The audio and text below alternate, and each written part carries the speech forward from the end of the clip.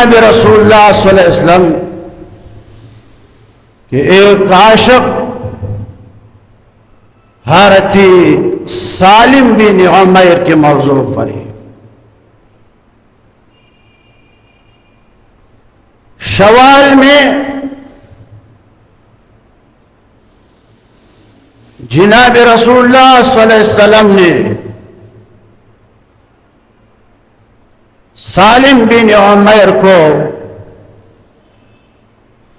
روانہ کر دیا کہ جاؤ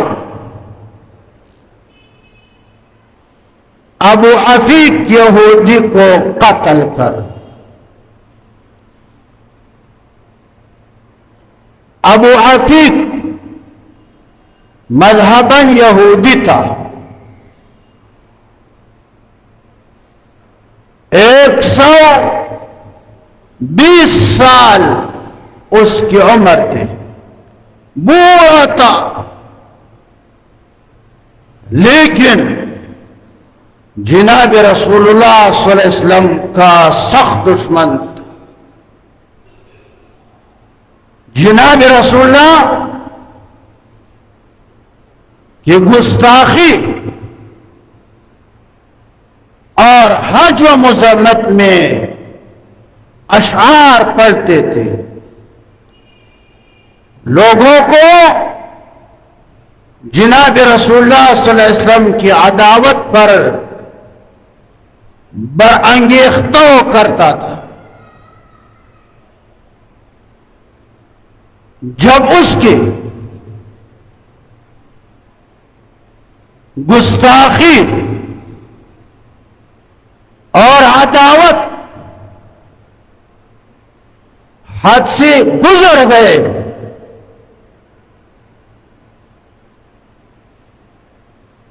تو سردار دو جہان،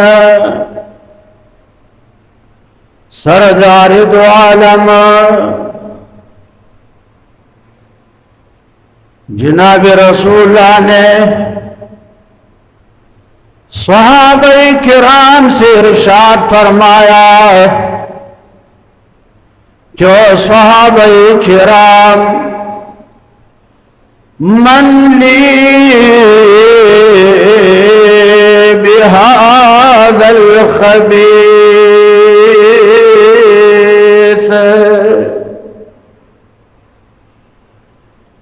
او صحابہ کرام من لی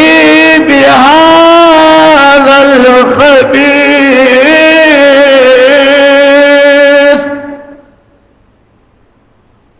کون ہے تم میں جو محض میرے عزت اور میرے حرمت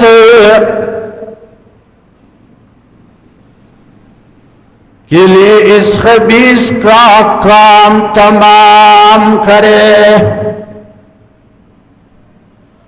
کون ہے تم میں کہ جا کر اور اس خبیث کو وہ قتل کرے؟ برادران اسلام،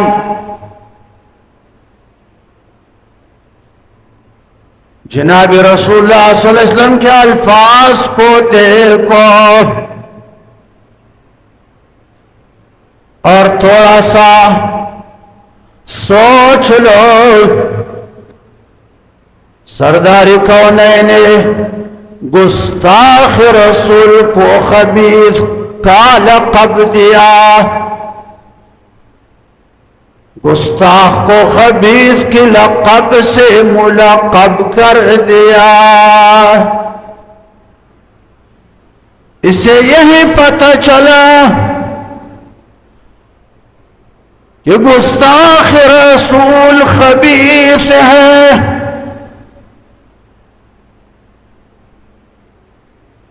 اس کو امن دینے والا بھی خبیث، اس کی پشت پناہ کرنے والا بھی خبیث، اس کی حمایت کرنے والا بھی خبیث۔ اس پر پردہ ڈالنے والا بھی خبیث ہے،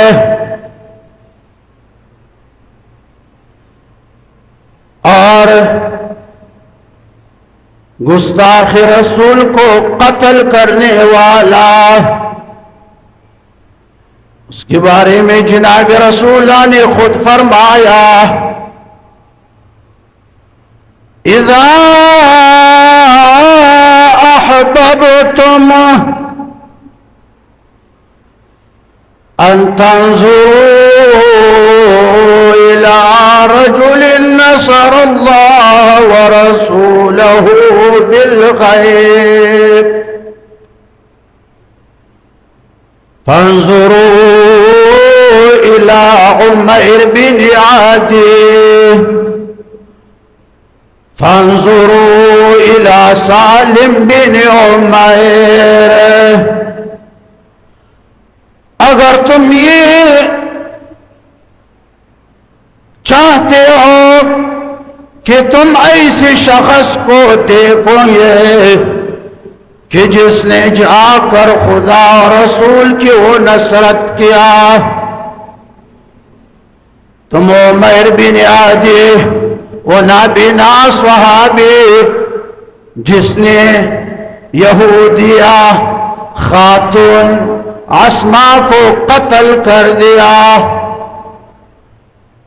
اور سالم بن عمیر کو دیکھ کے جنتی ہے، گستاخ رسول کو قتل کرنے والا وہ جنتی، اور گستاخی کرنے والا، اس کی حمایت کرنے والا وہ خبیث۔ تو سردار دو جہان نے ارشاد فرمایا صحابہ من لی بہذا الخبیث،